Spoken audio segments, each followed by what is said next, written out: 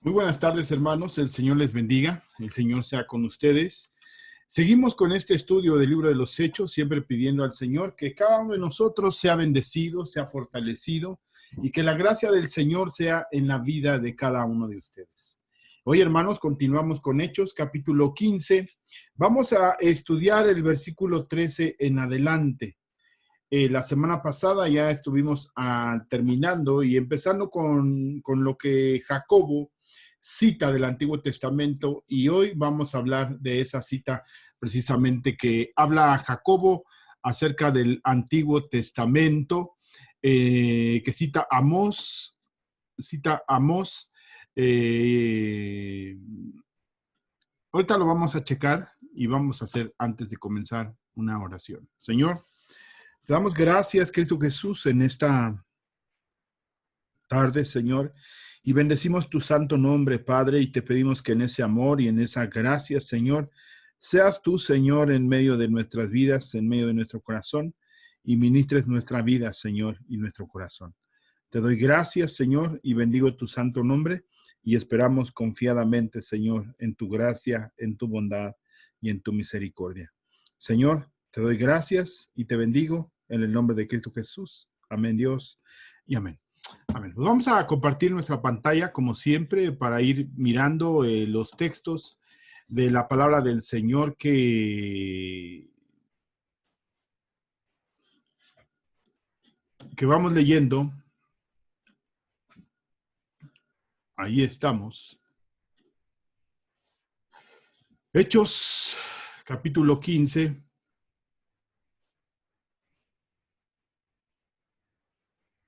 Versículo 13. Y cuando ellos callaron, ahí nos quedamos la semana pasada, empezamos a hablar la semana pasada, quién es Jacobo o quién es Santiago, el escritor que tenemos ahí en nuestra Biblia, que es uno de los hermanos de Jesús. Y la semana pasada tratamos de encontrar el hilo de quién es Jacobo y por qué toma esta autoridad. ¿Y por qué toma la autoridad, hermanos? Para que la propia profecía venga a confirmar la salvación que es por gracia.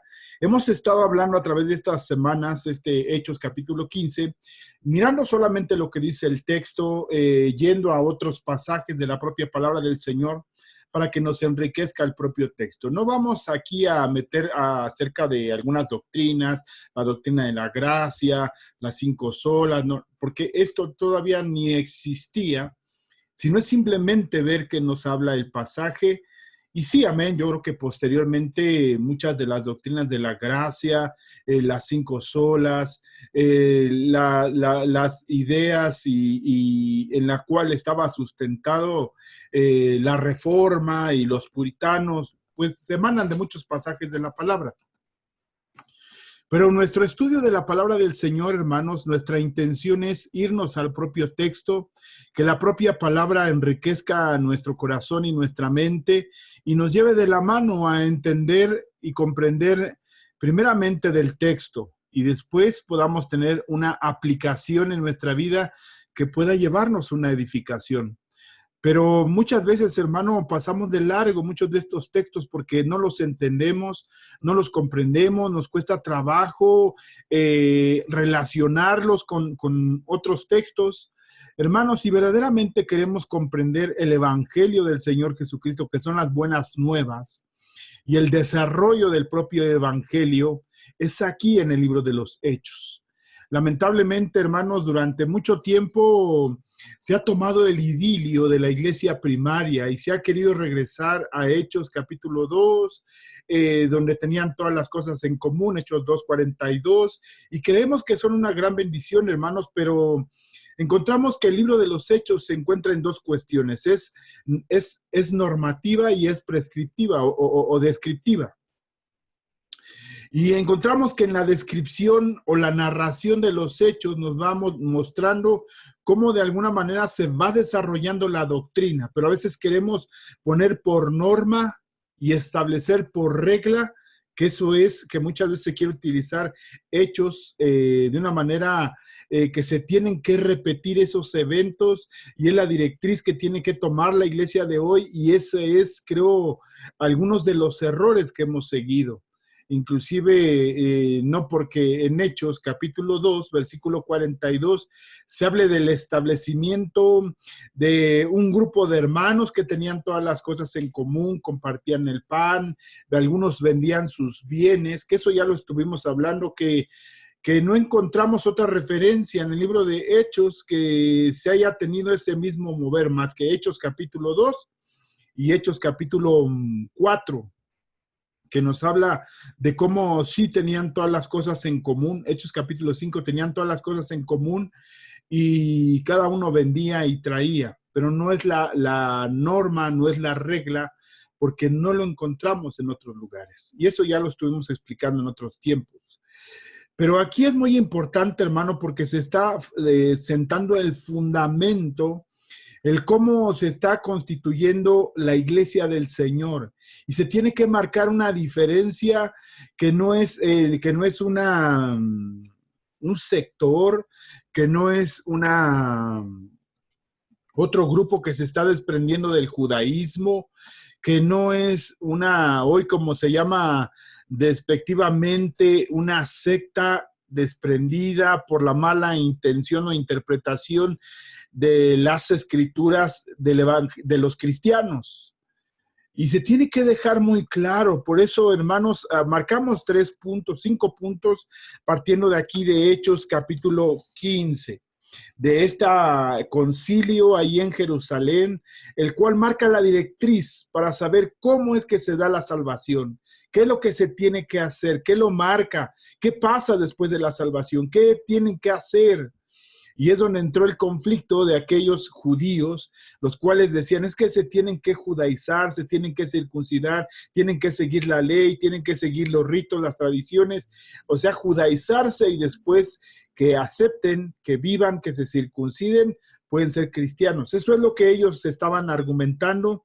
Pero vemos en la defensa 3 argumentos. El argumento del apóstol Pablo y Bernabé en la propia experiencia que ellos vieron, que desarrollaron con los gentiles. La experiencia de Pedro, que 10 años anteriormente lo encontramos en Hechos capítulo 10 y en Hechos capítulo 8. Primero Hechos capítulo 8 hablando con los samaritanos. Luego Hechos capítulo 10 con Cornelio, que era un prosélito, que sí había cierta intención de abrazar ciertas normas de los judíos y que era reconocido entre los judíos, Cornelio. Quizás por eso no le pusieron tanta atención cuando Pedro en Hechos capítulo 11 da una explicación de lo que el Señor había hecho, y hay una gran sorpresa ahí entre ellos en Hechos capítulo 11, versículo 18, dándose cuenta que de la misma manera que Dios había dado el Espíritu Santo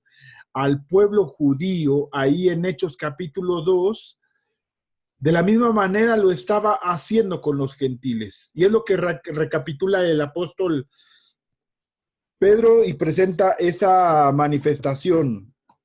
Entonces hablamos de 5 puntos. La salvación por gracia se demuestra por la revelación antigua. Ahí citamos el versículo 7, y después de mucha discusión, Pedro se levantó y le dijo: varones hermanos, vosotros sabéis cómo ya hace algún tiempo que Dios escogió que los gentiles oyesen por mi boca la palabra del evangelio y creyesen. Lo que aconteció en Cesarea a Pedro y a Cornelio y su visión en Jope, eso es lo que está describiendo Pedro. Segundo, el don del Espíritu Santo prueba que la salvación es por gracia. Y Dios, que conoce los corazones, versículo 8 del capítulo 15 de Hechos, les dio testimonio dándoles el Espíritu Santo, lo mismo que a nosotros. Y ninguna diferencia hizo entre nosotros, versículo 9, y la parte B de ese versículo 9, purificando por la fe sus corazones. Que ahí es donde viene una transformación, viene una circuncisión, ya no como es con los gentiles, sino una circuncisión del corazón, como lo había anunciado el Señor, que iba a convertir su corazón de piedra en un corazón de carne. Esta es la tercera declaración. La purificación del pecado solo puede ser por gracia, no por obras, no por seguir la ley, no por estar en una tradición o en una religión, sino porque verdaderamente hemos sido alcanzados y transformados en el Señor. Por eso, hermanos, creemos lo que dice Efesios capítulo 2, que dice, no es por obras para que nadie se gloríe, sino la salvación del Señor es por gracia para cada uno de nosotros.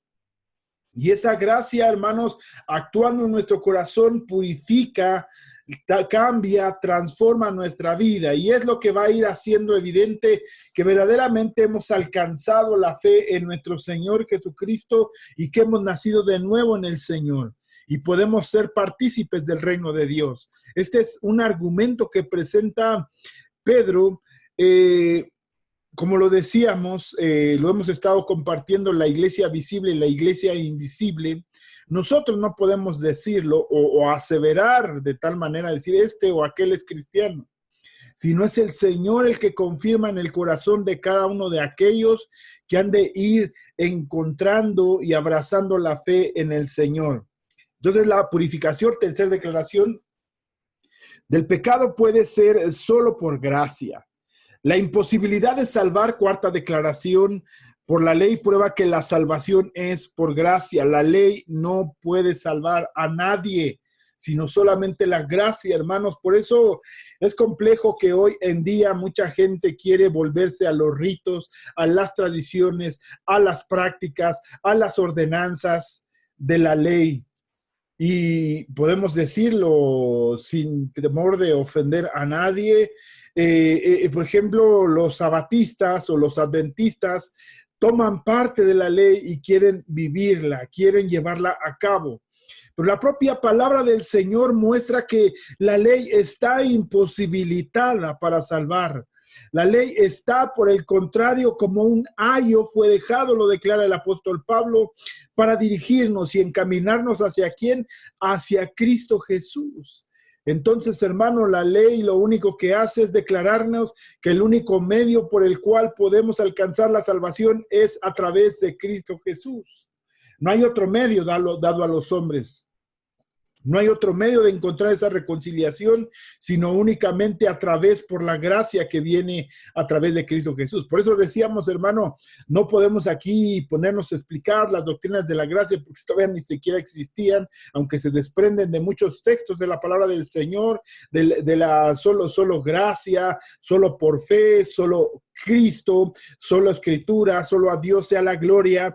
Ahí podemos ver, hermanos, que están manifiestas, pero no vamos a explicar las doctrinas de la gracia, sino vamos a tomar la propia palabra del Evangelio, lo que quiere aseverarnos. ¿Qué dice el texto? ¿Qué nos quiere, hermanos, recordar? ¿Qué nos quiere hacer ver? Para que cada uno de nosotros podamos tener en claro lo que el Señor quiere hablar a nuestras vidas y a nuestro corazón. Dice la palabra del Señor, este versículo 9b, purificando por la fe sus corazones. Eso ya lo explicamos, por eso no nos estamos deteniendo. Cuarta declaración, la imposibilidad de salvar por la ley prueba que la salvación es por gracia. Versículo 10, ahora pues, ¿por qué tentáis a Dios poniendo sobre la cerviz de los discípulos un yugo que ni nuestros padres ni nosotros hemos podido llevar? La ley, hermanos, no puede salvar a nadie.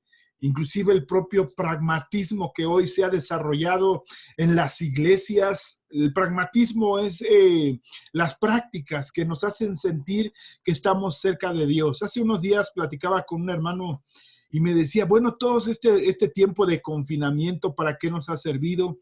¿Para qué nos ha ayudado? Pues algunos que hemos entendido, hemos tenido más oportunidad de estar con nuestra familia, ahí hacemos oración, leemos la palabra del Señor, y él me preguntaba, bueno, ¿y ahora para qué regreso a la iglesia? ¿Para qué regreso a la congregación?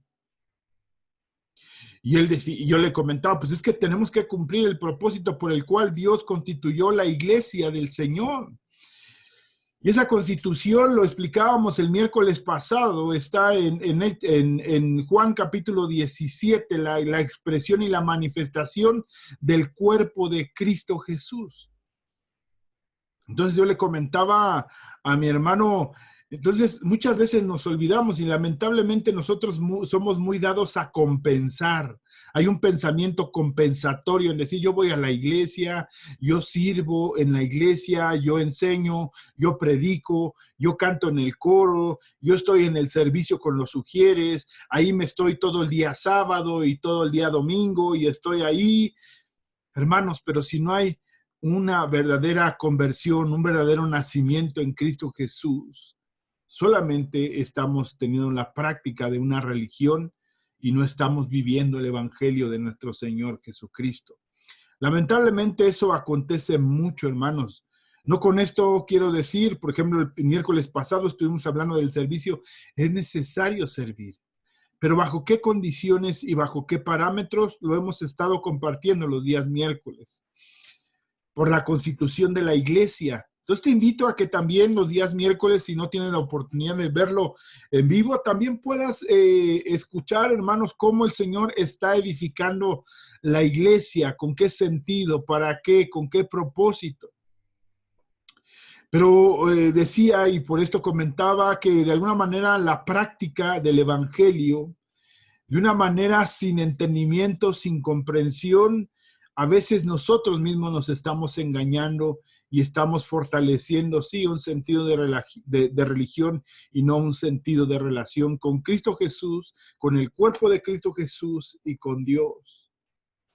Inclusive nuestras propias prácticas que tenemos en el estudio de la palabra del Señor, en leer algún autor, en escuchar alguna predicación en internet, que hoy, hermanos, por esta cuestión de la pandemia, muchos han dado a buscar a quién es el mejor predicador, quién habla. Hay muchos buenos predicadores, hermano. Yo estoy sorprendido y de alguna manera me doy cuenta cuánto me hace falta conocer más del Señor. Pero una cosa es el conocimiento y otra cosa que estemos hablando de la comunión que tengamos con el Señor. Ninguna de esas situaciones puede sustituir la comunión que cada uno de nosotros tengamos cada día, hermanos, en oración con el Señor, y que esto verdaderamente esté generando un cambio, una transformación, un avivamiento en nuestras vidas que nos lleve a una práctica efectiva del evangelio, hermanos, en nuestro corazón. Por eso es entender claramente, hermanos, cómo nosotros dependemos del Señor en todo momento. Hermanos, por eso hemos estado hablando los días miércoles de tener una teología correcta. Y a muchos les asusta la palabra teología. Cuando nosotros buscamos y tratamos de entender y de comprender quién es Dios a través de su palabra, en ese momento estamos haciendo una práctica de teología. Pero a muchos les asusta el término, porque estamos muy dados a que son conceptos, a que es muy sistemático todo, y nos olvidamos, hermano, que de alguna manera Dios estableció una propia teología en su palabra para podernos acercar, para poderlo comprender a través de la propia escritura. Entonces, si no tenemos un alto concepto de Dios y no sabemos una antropología correcta, es decir, quiénes somos nosotros, en algún momento, hermanos, nos vamos a olvidar del Señor y creemos que estamos bien con Él, que está todo correcto. O vamos a tener algún tipo de prácticas, en lugar de acercarnos al Señor, nos van a alejar en esa comunión que tenemos con el Señor. Por eso estamos hablando de esta imposibilidad de salvar por la ley. Esto prueba que la salvación es por gracia, versículo 10 y 11. Ahora pues, ¿por qué tentáis a Dios poniendo sobre la cerviz de los discípulos un yugo que ni nuestros padres ni nosotros hemos podido llevar? Antes creemos que por la gracia del Señor Jesús seremos salvos de igual modo que ellos. Pedro entonces cuestiona a los judaizantes. La ley no ha podido hacer nada por nosotros. Es lo que expresa Pablo en Romanos capítulo del 1 al 3. Al 3 nos hace primeramente, 1 al 2, nos hace ver acerca de los pueblos que no conocen a Dios. Y del 3 al 4 nos hace ver que los judíos, por la ley, no pueden alcanzar esa comunión con el Señor porque ese pacto ha cambiado. Y nos hace ver la necesidad de la manifestación del Redentor, de Cristo Jesús en la palabra. Por eso dice en el capítulo 3 de Romanos, ya no hay judío, ya no hay griego. ¿Quién es el judío? ¿Quién es el griego? Pues ninguno. ¿Qué ventaja? Pues el judío es que tiene los oráculos de Dios, es la única ventaja. Pero de ahí en adelante no hay otra. Por eso es que nos ha sido entregada la propia palabra del Señor en nuestras vidas. Estamos ahí en el versículo 11. Antes creemos que por la gracia del Señor Jesús, aquí ese es el punto clave, creemos que por la gracia del Señor Jesús seremos salvos de igual modo que ellos. Entonces, aquí ya no hay dos pueblos, aquí ya no hay dos naciones, dice en Efesios capítulo 3, el misterio que estaba oculto, que no se había entendido desde la antigüedad, que de dos pueblos el Señor iba a ser un solo pueblo. Gentiles, judíos, ya no hay más judíos, ya no hay más gentiles. Gálatas capítulo 3, versículo 27 y 28, ya no hay más hombre, ya no hay más mujer, ya no hay libre, ya no hay esclavo, ya no hay judío, ya no hay griego. Nos hace ver el Señor cómo es que tenemos que acercarnos por la única manera, que es a través de la gracia del Señor Jesús, que seremos salvos. ¿Quién declara esto? Pedro lo manifiesta y lo declara por la experiencia propia sustentada en las Escrituras. Pero vemos más adelante, que es el punto que queremos llegar y compartir el día de hoy, que es necesario explicar las Escrituras y manifestar cómo es lo que Dios está haciendo. Entonces toda la multitud cayó y oyeron a Bernabé. Esta es la quinta declaración. La realidad de los milagros prueba que la salvación es por gracia. Entonces toda la multitud cayó y oyeron a Bernabé y a Pablo, que contaban cuán grandes señales y maravillas habían hecho Dios por medio de ellos entre los gentiles. Aquí aclarábamos la semana pasada que Bernabé, hermanos, de alguna manera más conocido en Jerusalén que Pablo. Pablo, de alguna manera, lo que se oía, lo que se entendía, es el que alguna vez persiguió a la iglesia, ahora está trabajando con los cristianos, está llevando el evangelio a los gentiles, y aquí se vuelve a saber nuevamente de aquel. Después de Hechos capítulo 11 se vuelve a saber cuando Bernabé y Pablo llevaron una ofrenda a Jerusalén, de ahí no se supo más. Aquí ya regresan con un testimonio vívido. ¿De qué? De la gracia del Señor Jesucristo dada a los gentiles. No debemos de olvidar que tanto Bernabé como Pablo son judíos, que ambos han entendido y han comprendido, hermanos. Bernabé venía de esa región de Antioquía, por eso fue enviado a ese lugar. Era de los dispersos, regresó a Jerusalén para manifestar y conocer el evangelio del Señor, Hechos capítulo 5, y de ahí vemos que es enviado posteriormente en Hechos capítulo 11 a Antioquía a compartir en ese lugar donde había algunos que habían sido dispersados cuando empieza la persecución en Hechos capítulo 8. Bernabé era reconocido. Aquí Pablo viene con un testimonio y aquí pudiéramos pensar que el que toma la voz en cuello es Bernabé. El propio dice texto, lo dice, entonces toda la multitud cayó y oyeron a Bernabé y a Pablo. En los capítulos anteriores, el capítulo 13 y 14, siempre Lucas describe a Pablo y a Bernabé. Y podemos entender que cuando pone en primer lugar a Pablo, es que él es el que toma la palabra y es el que explica y es el que habla. Aquí vemos que nuevamente lo mete en una posición a Bernabé, en una posición primaria, y es el que dice, puede ser el que dice el mensaje. Entonces toda la multitud cayó y oyeron a Bernabé y a Pablo, que contaban cuán grandes señales y maravillas había hecho Dios por medio de ellos entre los gentiles. Y cuando ellos callaron, entonces aquí es donde vamos al texto. Aquí es la última declaración, la prueba profética. La prueba profética no es que alguien se levantó y dijo una profecía. La palabra profética está, hermanos, ahí en ese momento está en los profetas, está en el Pentateuco, está en los libros históricos, está en los profetas mayores, está en los libros poéticos. Ahí está la profecía del Señor dada. Por eso Pedro se atreve a decir en la segunda carta de Pedro, capítulo 1, nos habla, hermanos, que no hay nada más seguro que la palabra profética que nos ha sido dada, que no es de interpretación personal. Esto es muy importante, porque aquí vamos a entender que lo que está haciendo Jacobo es una interpretación guiado por el Espíritu Santo. Y esto es lo que vamos a hablar. Vamos a leer ese texto de segunda de Pedro, capítulo 1.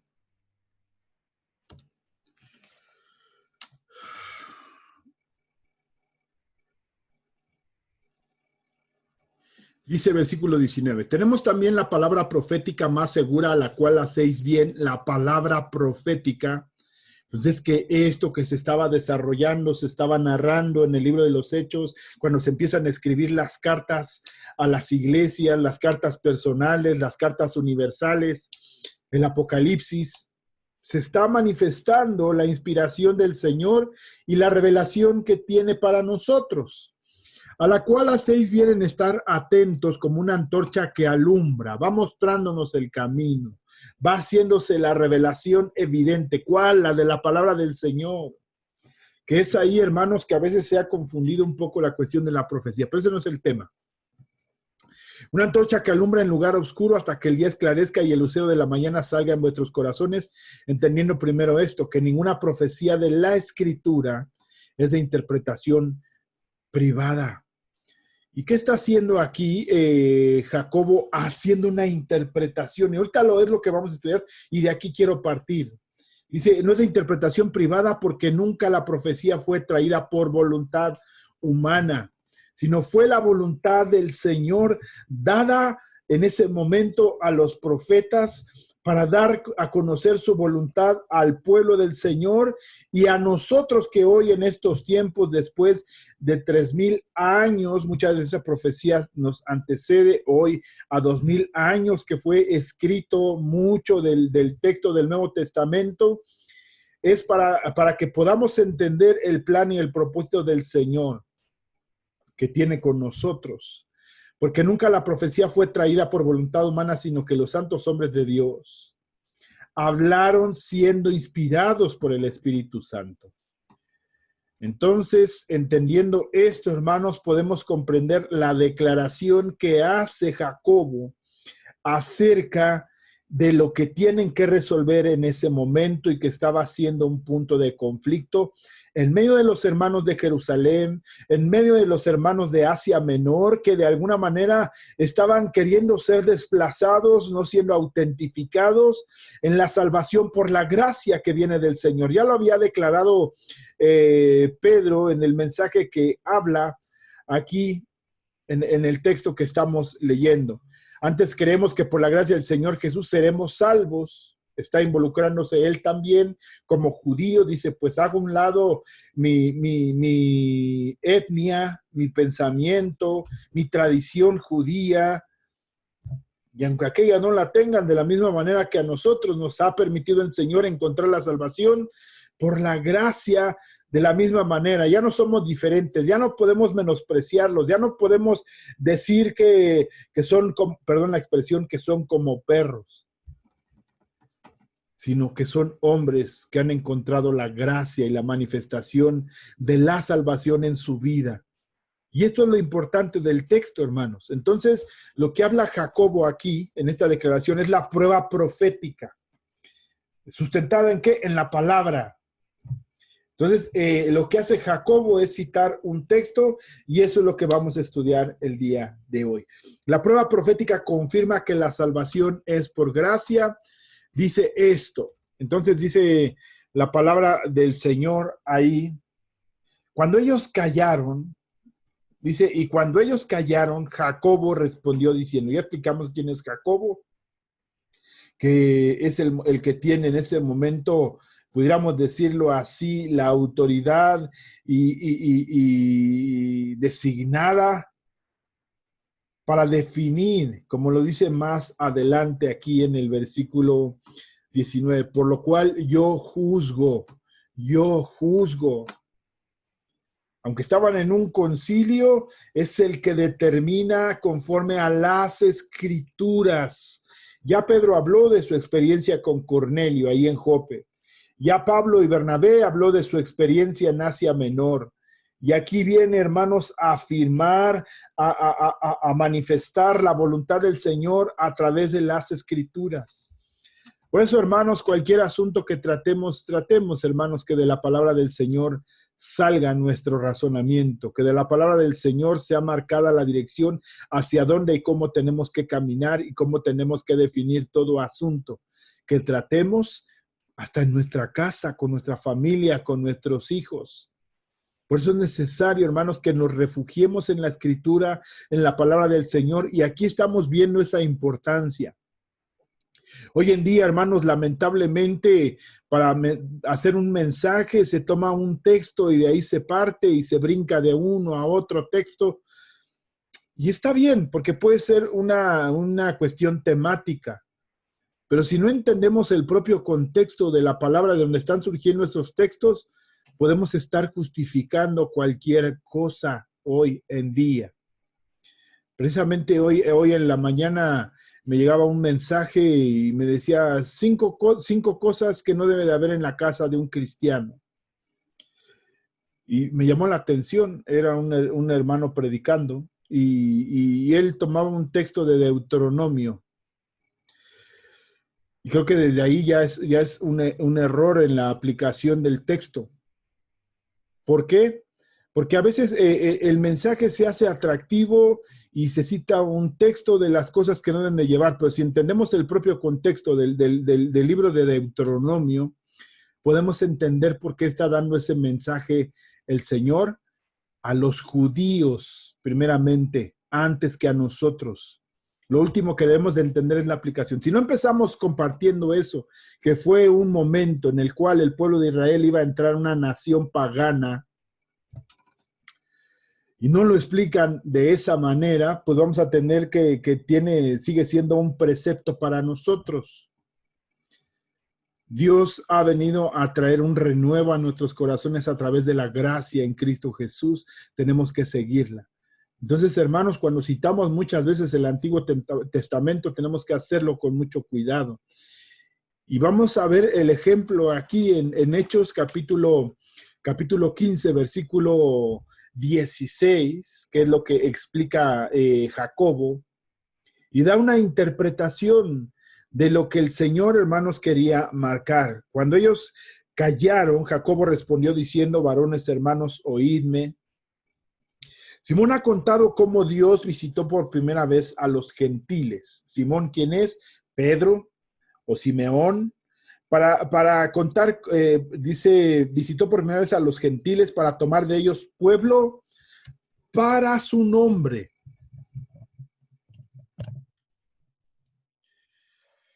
Para tomar de ellos pueblo para su nombre, y con esto concuerdan las palabras de los profetas. Aquí lo primero que quiero relevar es esto, o hacer evidente: los profetas, no la palabra del profeta. Si hubiera citado solamente a un texto, y vamos a ver qué es aquí donde no concuerda. Entonces es una interpretación intertextual que toma textos de dos profetas, no hacía arbitrariamente, sino que está trayendo una explicación en el mismo sentir y en el mismo pensamiento. Dice entonces, y con esto concuerdan las palabras de los profetas. Vamos a leerlo aquí.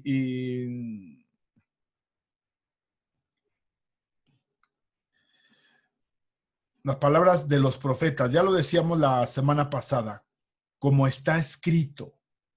¿En quién? En los profetas. Y vemos que cita de alguna manera, hemos dicho, Amós capítulo 9, versículo 11 y versículo 12. ¿Y por qué habla de los profetas y no del profeta Amós? Lo correcto hubiera sido que hubiera dicho él, como dijo el profeta Amós. Y aquí es donde entra un gran conflicto. Entonces, lo que hace aquí en Amós capítulo 9, versículo 11 y 12, dice, en aquel día levantaré el tabernáculo caído de David, repararé sus brechas, levantaré sus ruinas y la rectificaré con el tiempo pasado, para que tomen posesión del remanente de Edom y de todas las naciones donde se invoca mi nombre, declara el Señor que hace esto. Y veamos lo que dice aquí. Y después de esto volveré. Dice que después de esto volveré y reedificaré el tabernáculo de David que está caído, repararé sus ruinas y lo volveré a levantar para que el resto de los hombres busque al Señor. Hasta ahí va correcto. Y todos los gentiles, ese es el texto que no involucra, sobre los cuales es invocado mi nombre, dice el Señor, que hace conocer esto desde los tiempos antiguos. El Antiguo Testamento, hermanos, predijo que Dios salvaría gentiles y Jacob citó ahí Amós 9, versículo del 11 al 12. Para probarlo, su cita difiere del texto, aquí quiero usar un término del texto masorético del Antiguo Testamento hebreo. Algunos han especulado que citó la Septuaginta. Como ya lo hemos explicado, la Septuaginta es la traducción que se hizo del hebreo al griego en el año 350 antes de Cristo, y era lo que de alguna manera se conocía en Asia Menor, y se llegó también con esta versión a Jerusalén, y era parte de lo que a veces se leía. Y algunos dicen, es que citó la Septuaginta, que es una traducción griega, como lo había mencionado en el Antiguo Testamento.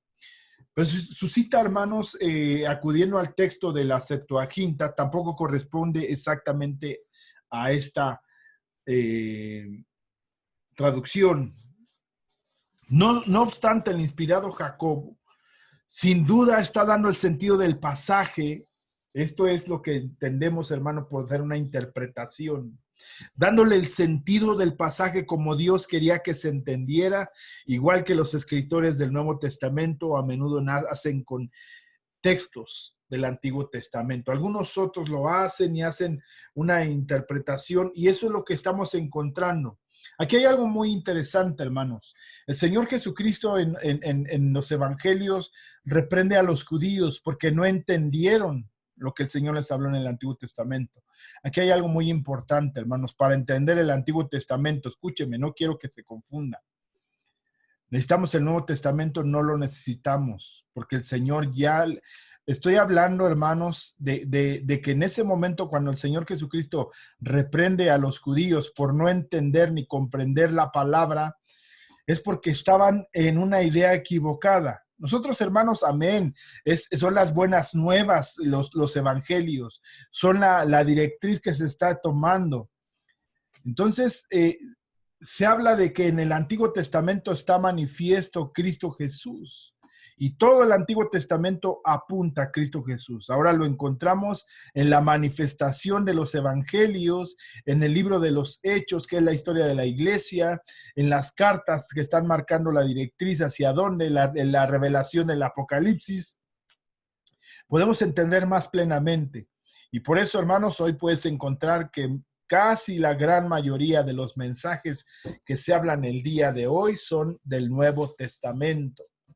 Y difícilmente, hermanos, y equivocadamente digo, se toma el Antiguo Testamento pero de una manera alegórica para explicar cualquier tema. Uno de los temas más explotados es David. David contra los gigantes, David contra la duda, David contra la decepción, David contra la lucha, y se hace una alegoría de muchos textos. Entonces, muchas veces hay una incorrecta interpretación del Antiguo Testamento y queremos interpretarlo con el Nuevo Testamento. Pero nuestra base, hermanos, es que el Señor Jesucristo, cuando habló con aquellos judíos, aún no se desarrollaba el propio Nuevo Testamento. Entonces, cuando lo reprende y lo regaña, que no habían entendido las Escrituras ni lo que el Señor les había querido decir, es porque no habían comprendido la palabra del Señor. Pero muchos dirán que no tenían la revelación. Algunos sí la tuvieron, como Simeón, cuando cargó al bebé que fue presentado en el templo y era la manifestación de su salvación. ¿Cómo él sí pudo entenderlo, las Escrituras? Eso es muy interesante y es importante, hermanos, que lo tomemos en cuenta en nuestras vidas. Entonces, hermanos, los escritores del Nuevo Testamento a menudo hacen con textos del Antiguo Testamento, haciendo dándole el sentido que Dios quiere que conozcamos. El pasaje de Amós habla del reino milenial. Aquí va la explicación. Dios asegura: reedificaré el tabernáculo de David que está caído y repararé sus ruinas y lo volveré a levantar. En el reino milenial, el resto de los hombres buscará al Señor y todos los gentiles sobre los cuales es invocado mi nombre, dice el Señor, que hace conocer todo esto desde tiempos antiguos. Los gentiles serán salvos como gentiles, sin primero convertirse en judíos, o bien, hermanos, aquí el versículo 17 no tiene sentido, no tendría ningún sentido, para que el resto de los hombres busque al Señor. No es que se tengan que hacer judíos para encontrar la salvación del Señor, no es que tengan que abrazar el judaísmo, no es que tengan que seguir la ley o las tradiciones. Tiene que venir la salvación por la gracia. Dice: y todos los gentiles sobre los cuales es invocado mi nombre, dice el Señor, que hace conocer todo esto desde los tiempos antiguos. Este pasaje de Amós citado en este versículo describe claramente que quienes están fuera de la comunidad del pacto de Israel reciben salvación. Y aquí también, hermanos, yo creo que en su momento vamos a hablar de los pactos, porque también hemos comprendido más mal de alguna manera los pactos del Señor. Es necesario comprender el pacto en el que hoy estamos, el nuevo pacto que Dios ha establecido. Hace poco me preguntaban: oye, ¿hace cuánto empezó cuándo empezó el Nuevo Testamento? ¿Cuándo se empieza a vivir el nuevo pacto? Los evangelios, ¿cómo se escribieron? ¿Conforme al Antiguo Testamento, conforme al Antiguo Pacto o conforme al Nuevo Pacto? Y pues es claro, hermanos, que los evangelios se escribieron bajo los términos en su totalidad del Antiguo Pacto, porque fue un mensaje llevado a Israel, una confrontación, llevados a celos, los provocarían a celos con aquellos que no eran pueblo, que somos nosotros los gentiles.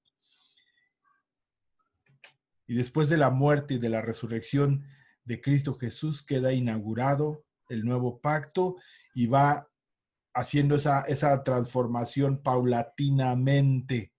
Por eso es lo que describe el libro de los Hechos. Y aquí, hermanos, es donde pone en Hechos capítulo 15 una definición: cuál es el nuevo pacto, y lo declara y lo dice Pedro. Antes bien, creemos que por la gracia del Señor Jesús seremos salvos de igual modo que ellos. Y ahí, hermanos, a través de la historia puedes encontrar diferentes pensamientos, diferentes alternativas, muchas consecuencias de malas interpretaciones. Entonces aquí habla Jacobo acerca de Amós.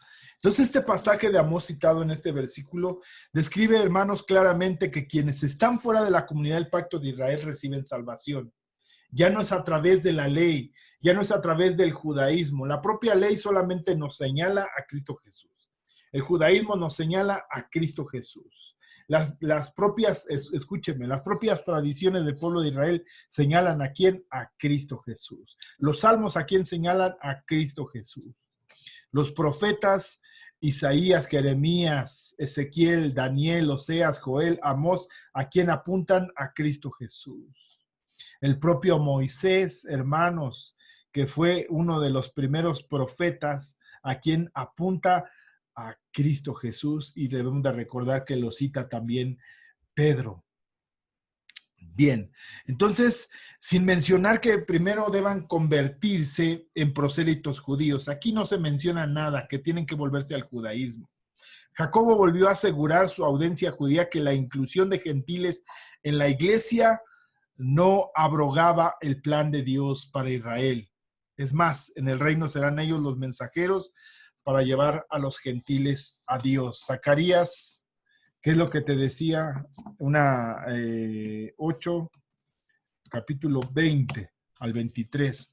Así ha dicho Jehová de los ejércitos: Aún vendrán pueblos y habitantes de muchas ciudades y vendrán los habitantes de una ciudad a otra y dirán, vamos a implorar el favor de Jehová y a buscar a Jehová de los ejércitos. Yo también iré. Y vendrán muchos pueblos y fuertes naciones a buscar a Jehová de los ejércitos en Jerusalén y a implorar el favor de Jehová. Así ha dicho Jehová de los ejércitos, en aquellos días acontecerá que 10 hombres de las naciones de toda lengua tomarán el manto a un judío diciendo, iremos con vosotros porque hemos oído que Dios está con vosotros. ¿Hablando de quién? De Cristo Jesús. Entonces, ahí, hermanos, es donde hay una relación entre Amós 9 del 11 al 12. Y quisiera poner otro que es Joel. Joel, capítulo 2, versículo 32. Aquí es donde entra la relación con Edom. Y todo aquel que invocar el nombre de Jehová será salvo, porque en el monte de Sión y en Jerusalén habrá salvación, como ha dicho Jehová, entre el remanente al cual él habrá llamado. Entonces, encontrábamos esa relación en la cual cita Santiago, ¿sí? Y otro texto que vamos a ver es Abdías. Ya llevamos Abdías, versículo 15.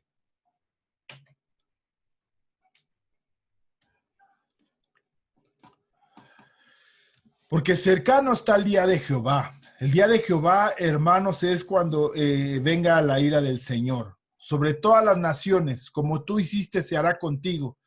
Tu recompensa volverá sobre tu cabeza, de la manera que vosotros bebiste en mi santo monte, beberán continuamente todas las naciones, beberán y engullirán y serán como si no hubieran sido. Versículo 21 de este mismo texto. Y los de Negueb poseerán el monte de Saúl, y los de Cefela, los filisteos, poseerán también los campos de Efraín, y los campos de Samaria, y Benjamín, y Agalad. Y los cautivos de este ejército de los hijos de Israel poseerán los de los cananeos hasta Sarepta, y los cautivos de Jerusalén, que están en Sefarad, poseerán las ciudades de Negueb, y subirán salvadores al monte de Sión para juzgar al monte de Saúl, y el reino será de Jehová. Está hablando, esta es una visión profética. Entonces, hermanos, por eso estamos hablando de estos textos en esta visión profética en la cual va a tener cumplimiento. Hechos capítulo 15, versículo 18. Dice el Señor que hace conocer todo esto desde los tiempos antiguos. La posición entonces, hermano, de Jacobo o de Jacob o de Santiago es que el profeta dijo que los gentiles estarán en el reino sin convertirse en prosélitos judíos. Por tanto, no hay necesidad de que se vuelvan prosélitos en la época actual. Su discurso representa una conclusión adecuada para la charla en defensa de la salvación por gracia, la salvación por gracia, que ese es el punto que menciona Pedro. Él dice, entonces, antes creemos, ¿quiénes? Los apóstoles, los ancianos, los que estamos aquí reunidos, lo que hemos visto desde la ascensión de Jesús hasta este momento, cómo el Señor se ha estado manifestando, inclusive a veces en contra de nuestra propia incredulidad. Ahora podemos verlo manifiesto en quién, en los gentiles. Viene Pablo y Bernabé, lo refuerzan en un testimonio vívido de lo que han acontecido en Asia Menor. Y luego Jacobo toma la autoridad de la palabra profética para decir, hermanos, no hay más que hablar ni más que decir. Y de esta manera es determinante. Por lo cual yo juzgo. Ya está lo que le aconteció a Pedro con los judíos, con los samaritanos, con los gentiles, y hace una declaración en el entendimiento cómo viene la salvación. Y encontramos las manifestaciones del Espíritu Santo entre los gentiles con Bernabé y Pablo. Y ahora encontramos el refugio en la propia palabra del Señor para entender, hermanos, cómo es que debía de seguir la salvación. Por lo cual yo juzgo que no se inquiete a los gentiles que se convierten a Dios, sino que se les escriba que se aparten de... Aquí marcan una directriz. pero no es poniéndoles una regla. Y eso es lo que vamos a explicar la siguiente semana. Porque algunos dirán, bueno, pero entonces sí les pusieron algunas reglas, pero para ser salvos, de ninguna manera. Por el contrario, es para mantener una relación afín, que podemos encontrarlo en Primera de Corintios, capítulo 10 y 11, que podemos encontrarlo en Romanos, capítulo 14, para evitar roces, choques, ¿entre quién? Entre los judíos y los gentiles. Marcan una directriz en ese punto, para no limitar la libertad del otro, ni que mi propia libertad afecte la libertad de aquel que es débil en la fe. Por eso estos condicionamientos, porque es donde muchos dicen, bueno, si entonces no es el judaísmo y la ley de Dios se redujo a estas tres cosas. No, hermanos, es marcar una directriz en la comunión entre hermanos para que no haya más conflictos, no haya más diferencias, en los cuales, hermanos, muchos judíos se escandalizaban. Por ejemplo, cuando le dicen a Pedro en Hechos capítulo 11, oye, ya nos vinieron a decir que fuiste a entrar allá a la casa de los gentiles. ¿Qué estabas haciendo con ellos? A ver, explícanos. Tú no puedes estar con ellos. Y Pedro tiene que explicarles por qué llegó a su casa, por qué entró a su casa, por qué comió con ellos, por qué convivió con ellos. Y es un punto, hermanos, de conflicto que el mismo punto le hacían al Señor Jesucristo, hablando de sus discípulos o de los apóstoles, que no se lavaban las manos, que no seguían las tradiciones, siendo judíos. Aquí ahora es, bueno, ya somos cristianos tú y yo, pero pues como que no nos parecemos o no somos iguales. Y empieza a marcar, hermanos, una diferencia que poco a poco se va cerrando, se va cerrando, se va cerrando, hasta que Pablo también empieza a marcar una directriz en cuanto al camino del evangelio entre los gentiles y los judíos. Si no comprendemos eso, hermanos, vamos a dejarle la puerta abierta al judaísmo y a las tradiciones y a las ideas que nos quieren volver muchas cosas a las tradiciones antiguas y a la propia ley. Mucha gente dice, volvamos a las cenas antiguas, pero ¿cuáles son esas cenas antiguas? Eso es lo que debemos de tener cuidado. Entonces, la palabra declaratoria, dice aquí, es una declaración firme, versículo 19. Por lo tanto, yo juzgo que no molestemos, que no molestemos. Aquí vamos a ver la nota, porque pareció bien al Espíritu Santo. Aquí marcan una manifestación del Espíritu Santo, es lo que decíamos, reforzando lo que dice en segunda carta de Pedro, capítulo 1, del versículo 20 del 19 al 21, acerca de la inspiración de la palabra del Señor. Aquí el Espíritu Santo, hermanos, estaba inspirando a Jacobo, estaba inspirando a Pedro, estaba inspirando a Bernabé y a Pablo, estaba inspirando a Lucas, que es el que está escribiendo esta narrativa del libro de los Hechos. Está escribiendo. Pero también vemos que está empezando a marcar una teología, una norma de cómo es la salvación.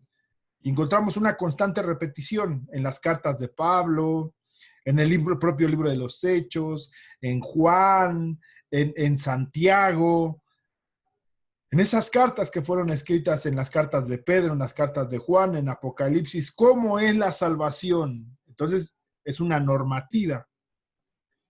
Aunque es una narrativa, lo que estamos viendo viene a marcar una norma, la cual tenemos que seguir y tenemos que entender hasta el día de hoy. La salvación del Señor es por gracia y que viene por la fe puesta en Cristo Jesús. No hay otro medio dado a los hombres, sino a través de Cristo Jesús. Y aquí, hermanos, en este texto declara así cuando escriben, porque pareció bien al Espíritu Santo y a nosotros no imponernos mayor carga que estas cosas esenciales. Y la siguiente semana vamos a ver por qué ellos entienden y comprenden que tienen que ser esenciales, no para la salvación, sino para la relación entre judíos y gentiles. Y cómo ese pequeño espacio que se deja abierto al final del tiempo se va a ir cerrando. Entonces, hermanos, por eso me era importante el poder decir y hablar. Yo estoy impresionado, hermanos, el por qué muchos textos que se están usando del Antiguo Testamento, el Espíritu Santo inspira y nos lleva a aquel que está escribiendo o el que está hablando a una interpretación correcta del texto del Antiguo Testamento. Porque creemos, hermano, que toda la palabra es inspirada por Dios. Segunda de Timoteo, capítulo 3, versículo 16. Y nos dice para qué es útil. Entonces, pero no hay una interpretación que sea personal, sino motivada por el propio Espíritu del Señor en nuestras vidas. Porque pareció bien al Espíritu Santo y no a nosotros, no imponernos ninguna carga. Versículo 25 de Hechos, capítulo 15. Pero en cuanto a los gentiles que han creído, nosotros les hemos escrito, habiendo decidido que deben abstenerse, y ahí dice de las cosas que deben de abstenerse, y vamos a encontrar por qué se tienen que abstener de estas cosas. Y también es una manera, hermanos, de encontrarlo, cómo va haciendo esta norma que comenzó ahí en Hechos capítulo 15, en este concilio, también va cambiándose y va reformándose. Debemos de entenderlo, debemos de comprenderlo, para que no se escandalizaran los judíos con aquellas cosas que para los gentiles pues no implicaban ningún asustarse, nada. Pero ¿qué aplicación tendrá para nosotros hoy en día? Quizás ya no tenemos comunión con los judíos. Aquí en México, estamos en México, ¿verdad? Pero ¿cómo tiene que ser la comunión con nuestros hermanos? Eso es lo que tenemos que rescatar y nos tiene que llevar a entender para poderlo aplicar en nuestra vida y en la comunión que tenemos en el Señor, en el cuerpo de Cristo y en la iglesia que Él ha salvado para sí mismo. Entonces, hermanos, la siguiente semana vamos a ver la carta que redactaron los apóstoles, los ancianos, la iglesia que estaba en Jerusalén para ese momento y para ese tiempo y qué trascendencia tiene para hoy en nuestros días. Ahorita ya vemos la trascendencia que tuvo. La salvación es por gracia, no por obras. Y es algo que vuelve a afirmar Pedro, Juan, Pablo, en cada uno de esos escritos. Santiago, Judas, Apocalipsis, la revelación de Juan en Apocalipsis, los evangelios y aún el propio Antiguo Testamento nos habla cómo tiene que ser la manifestación de esa gracia en el Señor. Demos gracias al Señor. Padre, te damos gracias, Cristo Jesús, en esta noche, Señor, y te pedimos, Padre eterno, que tú bendigas a cada uno de mis hermanos, Señor. Que tú nos hables, nos ministres, Señor, y que podamos entender, Señor, y comprender claramente tu palabra. Y, Señor, con toda claridad, vivir el Evangelio, Señor. Que nos ayudes, Espíritu Santo, a tener comunión contigo y que tu palabra, Señor, se abra delante de nosotros para que con firmeza podamos avanzar con toda claridad en el Evangelio del Señor Jesucristo. Te damos gracias, Señor, en el nombre de Cristo Jesús. Amén, Dios, y amén. Amén, hermanos. El Señor les bendiga y sea con cada uno de ustedes. Y le pedimos al Señor, hermanos, que Él siga trayendo de su bondad y de su misericordia, mostrándonos el camino de la gracia en el Señor Jesucristo. Pues Dios les bendiga, que el Señor sea con cada uno de ustedes y los siga visitando a través de su palabra. Bendiciones.